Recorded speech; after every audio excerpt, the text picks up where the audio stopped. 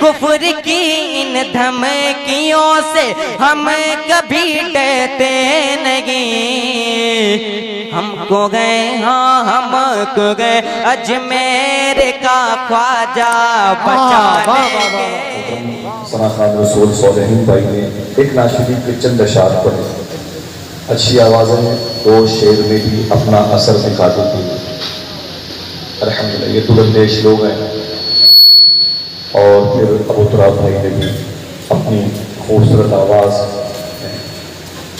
مکمل طور سے اپنے عشق کا اظہاریہ پیش کیا ہے۔ دعا کریں کہ فیضان برکات سے اللہ ہم سب کو مالا مال فرمائے۔ میں سلام کر لوں، میرے سلام کا جواب دے دیں، اس کے بعد انشاءاللہ تھوڑی سی بات کرتے ہیں۔ اللہ اس کے رسول کی جب تک مرضی ہوئی، میں بڑا تھکا ہوا تھا، پہنچا ابھی پرسوں اپنے بھائی کی دعوت پہ چنڈا پور میں تھا، دوستوں کی مجلس میں دیکھے وہاں سے لوگ بھی آئے ہوئے ماشاءاللہ۔ وہاں سے میں فرخ آباد چلا گیا، پھر الہ آباد چلا گیا، واپس آیا، بہت تھوڑی دیر کے لیے سو پایا۔ کچھ مہمان اتنے زیادہ کرتے آئے کہ میں مغرب کے ٹائم تک بزی ہو گیا، 6 بجے تک عصر کی نماز پڑھ کے مجھے یہاں آنا تھا۔ نہیں بھائی سے میں نے وعدہ کیا، میں آ گیا۔ فجر کی نماز کے فوراً بعد کہیں بقرعید کی نماز کا بھی اعلان ہے، کہیں 6 کہیں 6:30 کہیں 7 ساڑھے 7 بجے، تو ہم لوگ فجر کی نماز پڑھ کے سونے کے عادی ہوتے ہیں، اس لیے آج کے دن معذرت چاہتے ہیں، تھوڑی سی بات کرتے ہیں۔ درود شریف پڑھنے کے بارے میں ایک بات کہوں گا، اس کے بعد انشاءاللہ مل جل کے درود پڑھیں گے، پھر اسی آیت سے اپنے دل کو روشن کریں گے۔ یہ درود شریف جو ہم اور آپ پڑھتے ہیں یہ کیا ہے؟ پروفیسر واصف علی واصف سے پوچھا گیا کہ درود پڑھنے کی شرط کیا ہے؟ آواز جا رہی ہے جی؟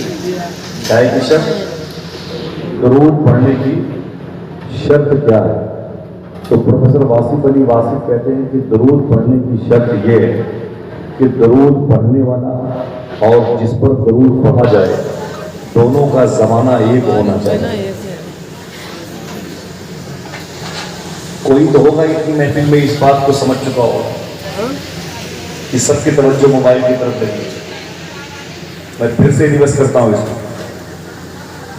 واصف علی واصف فرماتے ہیں درود پڑھنے کی شرط یہ ہے کہ درود پڑھنے والا اور جس پر درود پڑھا جائے اور دونوں کا زمانہ ایک ہونا چاہیے۔ یہ 28 سال پہلے کے بزرگ ہیں، 28 سال پہلے کی یہ بات ہے۔ سنیں کوئی دقت نہیں، توجہ رکھیں آپ سب لوگ دیکھیں۔ واصف علی واصف فرماتے ہیں دونوں کا زمانہ ایک ہونا چاہیے۔ تو لوگوں نے کہا کہ ہم تو حضور کے زمانے میں ہیں نہیں، اس کا مطلب ہمیں درود نہیں پڑھنا چاہیے۔ تو واصف علی واصف فرماتے ہیں تم حضور کے زمانے میں نہیں ہو، لیکن یہ زمانہ بھی تو حضور کا ہے، سمجھ رہے ہیں؟ یہ زمانہ بھی تو حضور کا ہے، صحیح ہے کہ نہیں؟ ہماری ایک پوری گفتگو ہے، ہمیں یہ نہیں پتا کہ حضور کہاں ہے، حضور کو پتا ہے کہ ہم کہاں ہیں۔ کبھی کسی موقع پر آؤں گا تو بات کروں گا انشاءاللہ۔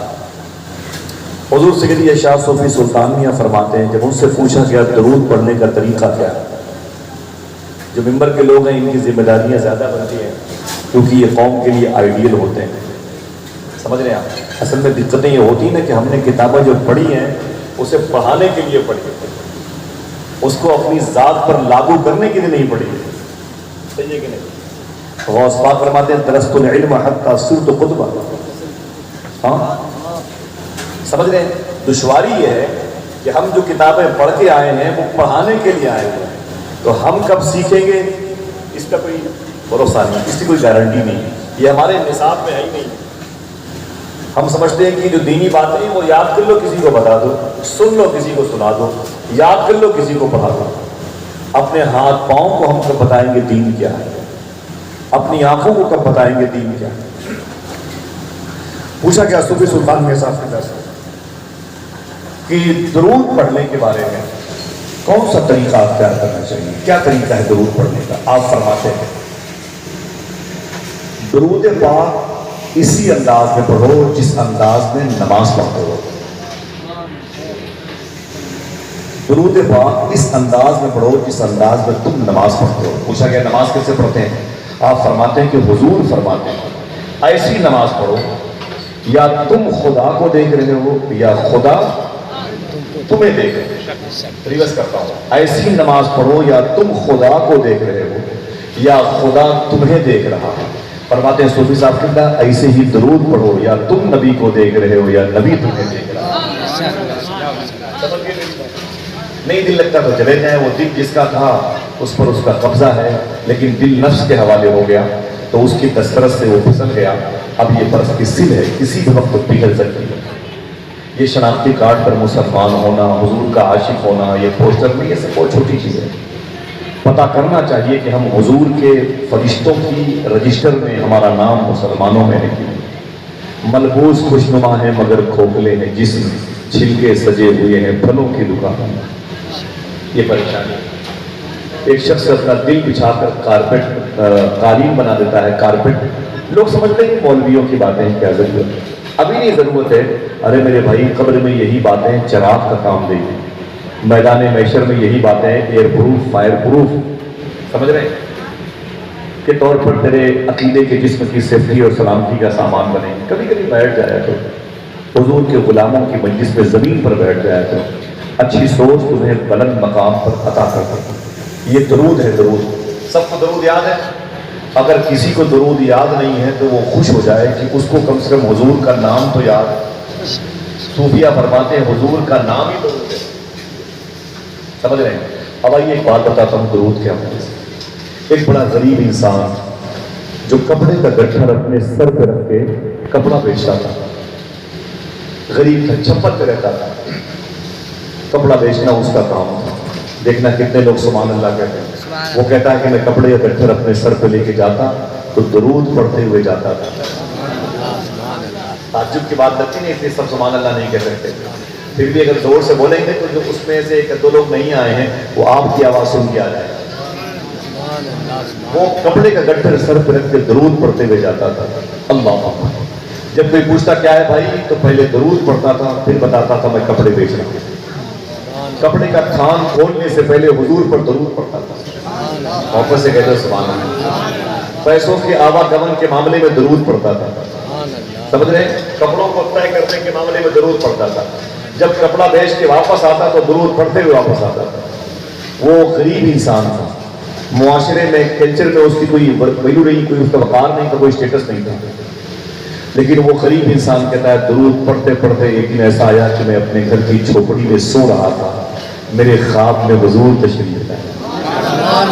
फिर से बोले, ऐसा हो सकता है कि नहीं? हो सकता है। जिसका अकीदा है वो इतना हाथों को जाके बोले लब्बैक या रसूल अल्लाह। वो कहता है कि मेरे ख्वाब में हुजूर तशरीफ लाए। ये सबसे बड़ी दौलत है कि नहीं? बोले जी, सबसे बड़ी दौलत है कि नहीं? वो कहता है मेरे ख्वाब में हुजूर तशरीफ लाए तो मैं रोने लगा। मैंने कभी हुजूर को देखा नहीं, बगैर देखे दरूद पढ़ा था, आज देखा तो फिर देख के दरूद पढ़ने लगा। वो कहता है कि फिर हुजूर ने क्या फरमाया? मेरे आका सल्लल्लाहु अलैहि वसल्लम ने अपना दोनों हाथ, वो कहता है मेरे बाजुओं के करीब लेके आए और हुजूर ने मेरे बाजुओं को पकड़ा, यूं पकड़ के हुजूर ने एक जुमला इरशाद फरमाया, कोई खामोश ना रहेगा, दिल में लगे तो घर चले जाओ। एक आदमी को बिठा के हुजूर की बातें सुनाऊंगा। मेरे लिए कुछ नया नहीं है, 30 साल हो गए मैं हिंदुस्तान के बाहर कई मुल्कों में यही किया हूँ।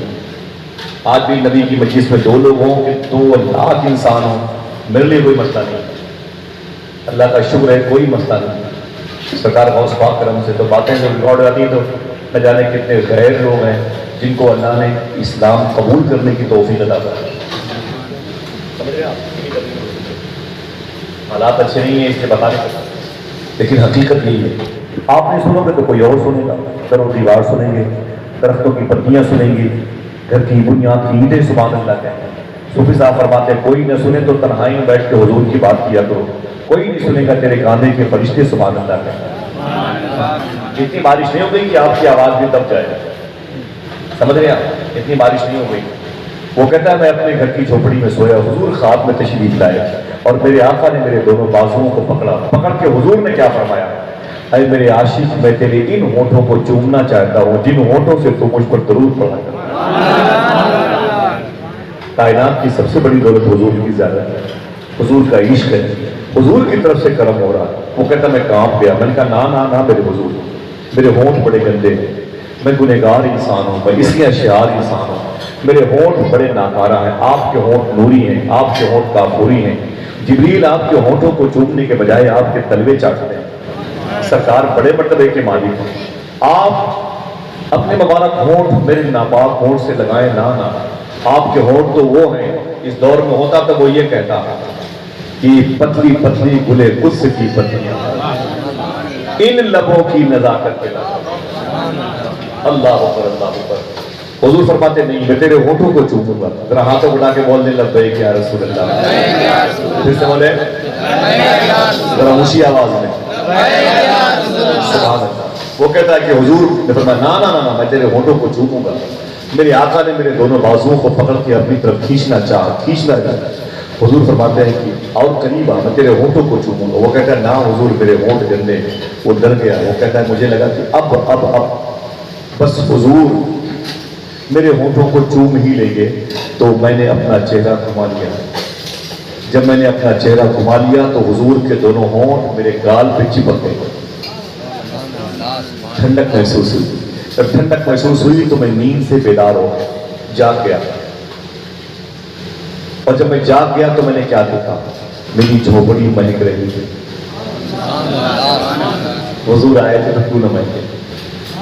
وہ کہتا ہے میری جھوپڑی مہک رہی تھی، میں نے شکر کے سجدے ادا کیے، اپنے گھر سے نکلا، آگے بڑھا تو محلے کے لوگوں نے دوڑا کے پکڑا، بولے ٹھہرنا بھائی ٹھہرنا، ادھر کہاں جا رہا ہے؟ میں نے کہا کیا ہوا؟ لوگوں نے کہا غریب انسان تیرے پاس پہننے کے لیے کپڑے نہیں، کھانے کے لیے روٹیاں نہیں، رہنے کے لیے قاعدے کا مکان نہیں ہے، اتنا قیمتی عطر تم نے کہاں سے لگا؟ اپنے ماں باپ کی مغفرت کے لیے بولے محبت سے اللہ اس کا ثواب آپ سب کے ماں باپ کو الیاس بھائی روح مبارک کو پہنچا دے۔ جس قبرستان میں ان کی تدفین عمل میں آئی ہے اس قبرستان کے اہل قبور کو اس سبحان اللہ کا ثواب نظر فرما۔ لوگوں نے بھائی ٹھہرنا بھائی اتنا قیمتی عطر تو نے کہاں سے لگا لیا؟ وہ رونے لگا، اس نے کہا نا میں نے کوئی عطر نہیں لگایا۔ تو لوگوں نے کہا پھر جو تیرے بدن سے خوشبو آ رہی ہے؟ رونے لگا، رو کے بولا یہ خوشبو جو میرے بدن سے آ رہی ہے میرے بدن کی نہیں، حضور کے بدن کی خوشبو میرے بدن سے آ رہی ہے۔ کہا تجھے کیسے مل گئی؟ کہا درود پڑھنے کی وجہ سے۔ گائے سے محمد سے بولے اسی بولے گائے سے درود پڑھنے کی وجہ سے۔ یاد ہے نا درود شریف؟ دعا کرے اللہ ہم سب کو درود پڑھنے کی توفیق عطا فرمائے، حضوری کے آداب سکھائے، اللہ ہمیں حاضر باش لوگوں میں شامل فرمایا، اللہ کے نبی صلی اللہ علیہ وسلم کی بارگاہ کا ہمیں ادب شناس بنائے، بہت ہی ادب اور احترام کے ساتھ درود شریف پڑھا کرے۔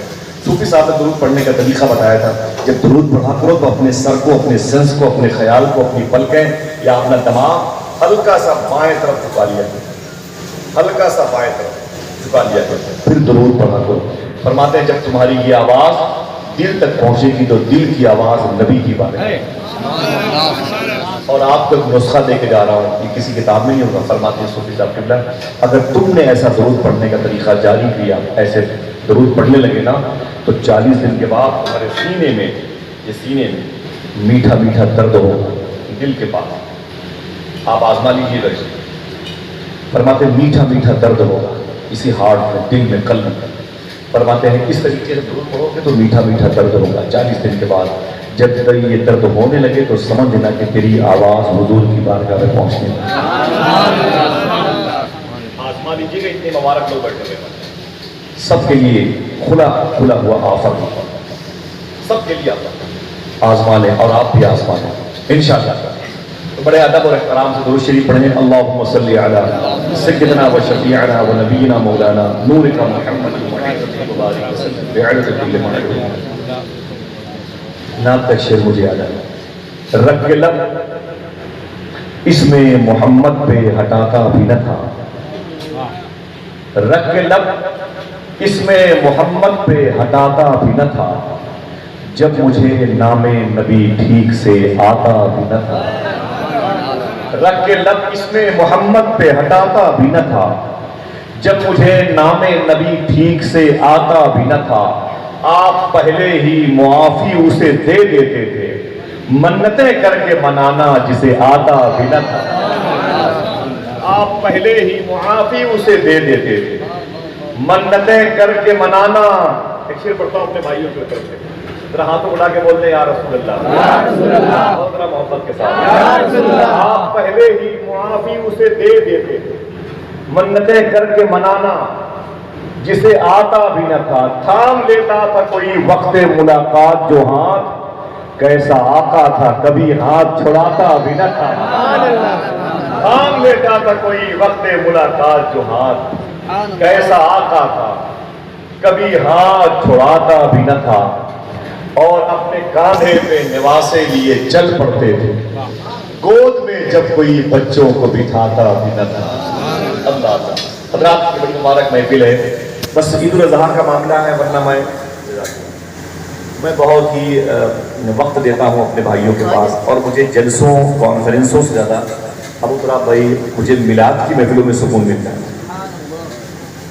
حالانکہ آپ جیسے کئی گنا لوگ بیٹھے رہے اسٹیجوں پر تو محفلیں ہوتی ہیں، سمجھ رہے ہیں، لیکن دل کو بڑی راحت ملتی ہے جب میلاد کی محفل ہوتی ہے، زمینی سوچ ہوتی ہے۔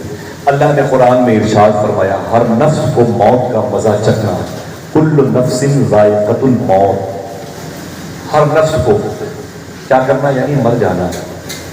کوئی ایسا شخص بچے گا نہیں، اگر باپ ہے پیدا ہوا ہے تو وہ بھی مرے گا، بیٹا ہے وہ بھی مرے گا، ماں بھی جائے گی، بہن بھی، بیوی بھی، ناتی پوتے بھی دنیا سے جائیں گے۔ کوئی ایسا زمین پر نہیں ہے جو پیدا ہوا ہو اور اسے موت نہ آئے۔ وہابیہ دیابنا، روافظ خروج، ہندوازم، سیکولرزم، لادینیت، عیسائیزم، وہابیزم، یہودیزم، کوئی بھی ایسا مذہب زمین پر نہیں ہے جس مذہب میں اس قول کے خلاف کوئی بات لکھی ہوئی ہو کہ دنیا سے ہمیں جانا نہیں۔ ہر مذہب کے لوگوں کا اس پر اتفاق ہے کہ ہم بھی ایک دن مر جائیں گے، سمجھ رہے نا؟ ہر مذہب کے لوگوں کا اتفاق ہے کہ ہم بھی ایک دن مر جائیں گے، لیکن بات کیا ہے کہ اس کا اثر نہیں ہوتا۔ جنازے اٹھا کے ہم قبرستانوں تک پہنچا دیتے ہیں، لیکن پھر آنے کے بعد 4-6 دن کے بعد وہی رفتار پہ تنگی جو پہلے تھی وہ اب بھی ہے، وہی ہو جاتی ہے۔ ہم موت کو بھی بالکل عمر شریف کے ڈرامے کا ایک چپٹر سمجھ رہے ہیں، ہم موت کو بھی کسی فلم کا ایک حصہ سمجھ رہے ہیں۔ ہم نے موت کو بھی مذاق کی نظر میں دیکھا ہے۔ جنازے چارپائی پر مردے لیٹے ہوئے ہیں، کاندھے پہ لوگ لیٹے ہوئے ہیں، موبائل سے باتیں کر رہے ہیں، مٹی دے رہے ہیں اور مذاق کر رہے ہیں۔ اللہ اکبر اللہ، ہم نے موت کو تماشا بنا دیا۔ یہ موت ایسی نہیں ہے۔ موت کے بارے میں ایک نبی گزرے ہیں، ان کا نام ہے حضرت عیسیٰ روح اللہ۔ حضرت عیسیٰ روح اللہ، پھر ریویز کرتا ہوں، حضرت عیسیٰ روح اللہ۔ ایک مرتبہ آپ بولیں، پھر بولیں، میں مائک بند کر کے زور سے بول سکتا ہوں، آپ سب مل کے بولیں زور سے، حضرت عیسیٰ، ان کا نام ہے عیسیٰ، ٹائٹل ہے روح اللہ۔ جیسے ایک نبی ہیں، ان کا نام ہے حضرت موسیٰ، کیا نام ہے؟ بولے بولے بولے، ان کا ٹائٹل کیا ہے؟ کلیم اللہ۔ ابو تراب بھائی کے ٹائٹل بھی بہت خوبصورت نعت خان، صالحین بھائی کے ٹائٹل نام بھول جاتے ہیں لوگ، بولے بھائی بہت اچھے نعت خان ہے کہ نہیں بھائی؟ ہمارے بھائی بیٹھے ہیں مائک والے بھائی، اب نام تو ہوگا نا کچھ نہ کچھ، لیکن لوگ کہیں گے مائک والے بھائی سے کام کرنا، تو مائک والے یہ ٹائٹل ہے، نام محمد شبیر ہے، ٹائٹل ڈاکٹر ہے، سمجھ گئے؟ نام محمد توفیق ہے، ٹائٹل ماسٹر ہے، ٹائٹل ایڈوکیٹ ہے، ٹائٹل جج ہے، ٹائٹل چیف جسٹس ہے۔ تو ایسے نام ہے نبی کا حضرت عیسیٰ، اور ٹائٹل ہے روح اللہ، یعنی یہ مردوں کو زندہ کرتے ہیں۔ نام ہے حضرت موسیٰ، ٹائٹل ہے کلیم اللہ، کلیم کے معنی ہوتے ہیں بات کرنے والا، آگے ہے اللہ، اللہ سے بات کرنے والا۔ پھر سنیے گا، موسیٰ کلیم اللہ، نام کیا ہے؟ موسیٰ، نام کیا ہے؟ موسیٰ، اور ٹائٹل کیا ہے؟ کلیم اللہ۔ مجھے بولے ٹائٹل کلیم اللہ۔ کہو تو ایک بات بتا دوں آپ سے، ہندو مسلمانوں کے نفرتوں کے بیچ میں ایک بات بتا دوں آپ سے۔ اسی موسیٰ کلیم اللہ سے کسی نے پوچھا تھا کہ آپ کا نام موسیٰ، آپ کا ٹائٹل کلیم اللہ کیوں ہوا؟ اللہ سے بات کرنے والا، اللہ سے بات کرنے والا، اللہ سے بات کرنے والا۔ تو جناب موسیٰ علیہ السلام کہتے ہیں، میں اللہ کا رسول نبی، لیکن میں بکریاں چراتا تھا۔ کیا؟ بکریاں چراتا تھا، میری ایک بکری غائب ہو گئی، میں اسے دن بھر ڈھونڈا، ملی نہیں، لاٹھی لے کے ڈھونڈ رہا تھا، ملے گی تو ہاتھ پاؤں توڑ دوں گا، ملے گی سر توڑ دوں گا اس کا۔ بولے شام تک ڈھونڈتا رہا, ملی نہیں. آخر میں شام کو میں نے دیکھا ایک پہاڑ کے سائے میں میری وہی بکری کھڑی ہے اور ہانپ رہی. جب مجھے دیکھا تو اس کی آنکھ میں آنسو آئے. میں نے لاٹھی اٹھائی اس کو مارنے کے لیے تو ترس آ گیا. میں نے لاٹھی پھینک دی اور اپنی بکری سے لپٹ کے میاؤں میاؤں محبت کی باتیں کرنے لگا.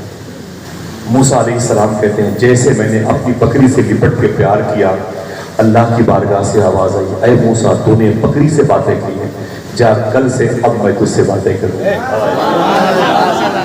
یہ نفرت ہے, پتھر بازی, گھر گرا دو, لوگوں کو مار دو, وہ ہندو مذہب کا ہے مسلمان کا, یہ کیا مطلب ہے یار؟ جانور سے پیار کرنے والوں کو کلیم اللہ کا ٹائٹل مل گیا.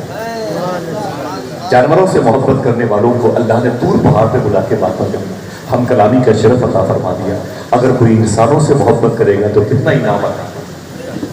صحیح ہے کہ نہیں؟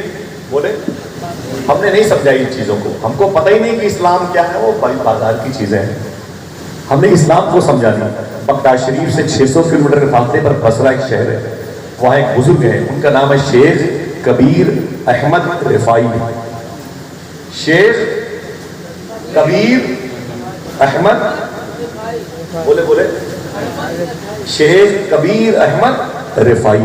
حضور کے انتقال کے 600 سال کے بعد یہ مدینہ شریف گئے اور جا کے بولے حضور میں آپ کی قبر پہ آیا ہوں, بصرہ میں سلام کرتا تھا تو فرشتے میرا سلام لے کے آتے تھے, اب تو میں خود آ گیا, اب میں سلام کر رہا ہوں تو میں اپنے کانوں سے جواب سننا چاہتا ہوں. بولے بولے بولے, سمجھ رہے میری بات؟ حضور کے انتقال کو تقریباً 600 سال ہو گئے اور میں آقا میں خود آ گیا, اب میں اپنے کانوں سے آپ کے جواب کو سننا چاہتا ہوں. خدا کی قسم حضور کی قبر شریف سے ان کے سلام کا جواب آیا. تعجب نہ ہو تو سبحان اللہ کہتے ہیں. پھر کیا کہا معلوم ہے؟ بولے آقا جواب تو مل گیا ہے, اب اپنے ہاتھوں کو نکالے, ہاتھوں کو بھی چومنا چاہیے. اپنے ماں باپ کے لیے بولے محبت سے, کیا کہا سرکار جواب تو مل گیا ہے, اپنے ہاتھوں کو نکالے, میں آپ کے ہاتھوں کو چومنا چاہتا ہوں. رب کعبہ کی قسم شیخ کبیر احمد رفائی کے لیے آج سے تقریباً 800 سال 900 سال پہلے, سمجھ رہے ہیں آپ, سرکار صلی اللہ علیہ وسلم کی قبر شریف پھٹ گئی اور حضور کے دونوں ہاتھ باہر آئے. شیخ کبیر احمد رفائی آگے بڑھ کے حضور کے ہاتھوں کو چوما. بڑی لمبی ہسٹری ہے, کبھی بتاؤں. ایک بات مجھے بتانی تھی, کسی نے پوچھا تھا, میں ان کی مزار شریف پر 3 مرتبہ گیا, بہت ڈینجر راستہ ہے. گن مشین جو ہے نا, ہم لوگوں کی بس کے آگے بھی اور پیچھے بھی راؤنڈ پہ چل رہی تھی, ہم لوگ اپنی بسوں میں بیٹھے ہوئے تھے, تب ان کی مزار شریف پر فاتحہ پڑھ. گن مشین راؤنڈ پہ چل رہی تھی, آگے پیچھے ہم لوگ بیٹھے ہوئے تھے ایک دم سائلنٹ. اور پھر سرکار کے روزے پہ کوئے سے ملا ہوا بارڈر بصرہ. ام عبیدہ ایک یہ کا نام ہے, ناصریہ اس علاقے کا نام ہے. کسی نے ان سے پوچھا تھا اے شیخ کبیر احمد رفائی, یہ بات یاد رکھیے گا, اتنے میرے مبارک بھائی بیٹھے ہوئے یہاں پر, یاد رکھیے گا. دیکھیں بھائی, اس کو لانچ کرنا انشاءاللہ, اس پر کل سے عمل کرنا انشاءاللہ. کسی نے پوچھا اے شیخ کبیر احمد رفائی آپ کون سا نیک کام کرتے ہو کہ حضور نے قبر شریف سے آپ کے لیے جواب بھی دیا, حضور نے قبر شریف سے اپنا ہاتھ باہر نکالا, چوم لیجیے. کیا کرتے ہو؟ نفل نمازیں پڑھتے ہو, قرآن پڑھتے ہو, کیا کرتے ہو؟ آپ نے جملہ کہا, دیکھنا کتنے لوگ سبحان اللہ کہتے ہیں. کہا کس بیس پر اللہ کے نبی نے آپ کو اپنے ہاتھ چومنے کے لیے دیے, کون سی نیکی کرتے ہو؟ تو رو کے بولے کتوں کی خدمت کی وجہ سے. کس کی؟ وہی کتے ہیں جن کے لیے ہم نے روٹیاں نہیں دی, لاٹھیاں دی. ایک ٹکڑا روٹی پھینکنا اپنی شان کے خلاف, لاٹھیوں سے کتوں کے پیر کو توڑنا یہ بہادری سمجھتے ہیں. شیخ کبیر احمد رفائی فرماتے ہیں مجھے جو نعمت ملی ہے کتوں کی خدمت کی.